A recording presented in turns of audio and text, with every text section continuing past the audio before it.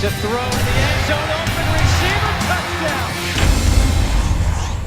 Kristen, Keith, and Wendell Barnhouse here to preview Week 7 in the Big 12. Now, after a crazy Week 6, everybody's just looking to get back to normal. Take a look at our complete game schedule for Week 6. Kansas State has a bye week while the rest of the conference will continue to play. And there's no doubt what game we will be leading with today. Saturday at 2:30, number 9 TCU heads to Waco to play number 5 Baylor. Now, Wendell, TCU just upset Oklahoma, who is ranked 4th. They've got a pretty good defense, and you said it yourself, their quarterback, Trayvon Boykin, is the one to watch. What are the Horned Frogs going to have to do if they want to get a win over Bryce Petty and the Baylor Bears? Well, Boykin's going to have another big game, particularly with his legs. He's really good at running the football when necessary. Now, for Baylor, they're probably going to need to score them more than 21 points on offense. It was pretty shocking that Baylor needed a blocked field goal touchdown to take a 7-0 halftime lead against Texas last week. TCU's defense is just as capable of slowing down the Bears as UT did. Now, Oklahoma was able to hit some deep passes against the Frogs' defense, but TCU forced Trevor Knight to misfire on 21 of 35 attempts.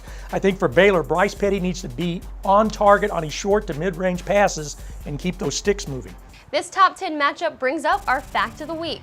This game will be the first time Baylor has been in a matchup where both teams are in the top 10 since 1985, or before I was born. Probably a true fact, but I think I was getting out of high school then. Now, these are two old foes from the Southwest Conference. They both sort of have some recent bad blood between the programs. Two programs on the rise. I think you can say this is a revival rivalry. Well, Wendell, speaking of rivalry, next game on the slate is a big one for both teams. It's the Red River rivalry. Say that 3 times fast. It's right here in Dallas, and Oklahoma is looking to rebound quick after being upset by TCU. Meanwhile, after their loss to Baylor, Texas head coach Charlie Strong said that the Longhorns don't know how to win. Now, Wendell, are they going to want to win bad enough and know how to win bad enough to be able to beat Oklahoma on Saturday? Yes to the first question. They're going to want to win this game, but I don't know if they've learned yet. Now, the Longhorns have a couple factors that are also working against them Saturday. First, OU knows that it cannot afford another loss if it hopes to make the playoff Final Four.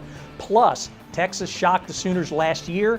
Now, I can see this game playing out a lot like other UT games so far this season, where the defense really plays its rear end off, but the offense can't generate enough points.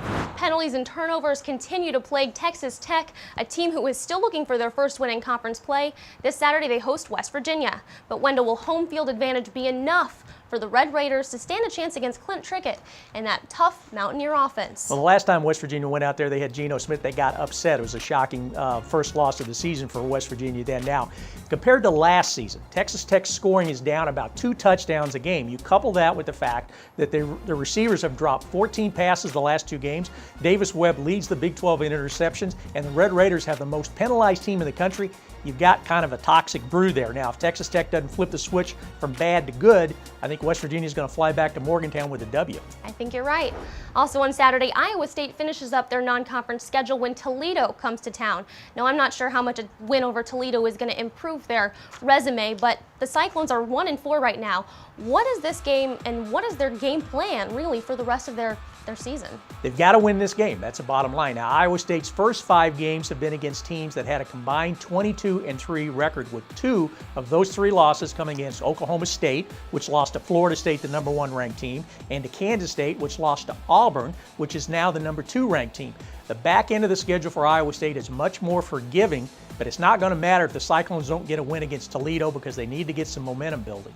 All right, before we go, we want to say happy birthday to Coach Bill Snyder. Tuesday, the Kansas State head coach turned 75, and that makes him the oldest coach in the FBS. Keep it up, Coach. That's a wrap for Week 7. We'll see you next week.